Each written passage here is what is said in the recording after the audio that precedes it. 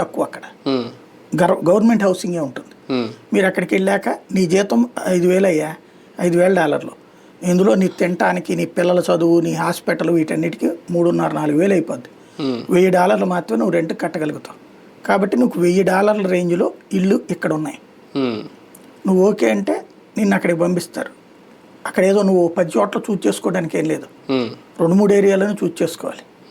Long అయినా పర్లేదండి అంటే ఓకే. ఇట్లాంటివి నీకు చూసుకుని నువ్వు ఓకే చేస్తే నీ చేతికి తాళం ఇస్తారు. నువ్వు బయటకు వచ్చేటప్పుడు తాళం ఇచ్చి వచ్చేయడమే, సింపుల్.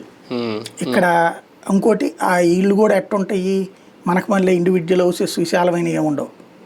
ఇప్పుడు ఒక అపార్ట్మెంట్ కట్టారనుకోండి, 10 ఎకరాల్లో మనకి ఇక్కడ ఏం చేస్తున్నారు ఈ మధ్యన టౌన్షిప్స్ లాగా కడుతున్నారు. ఈ టౌన్షిప్లో 100 అంతస్తులు 120 కట్టి 1 ఎకరంలో బిల్డింగ్ కడతారు.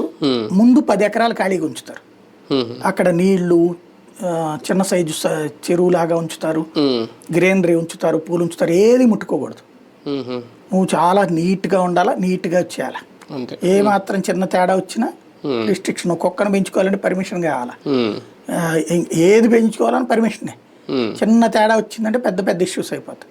కాబట్టి వ్యక్తిగత జీవనంలో క్రమశిక్షణ ఉంటుంది, బట్ ఇక్కడికి మళ్ళీ స్వేచ్ఛ ఉండదు. అక్కడ నీ కరప్షన్ ఉండదు. అంటే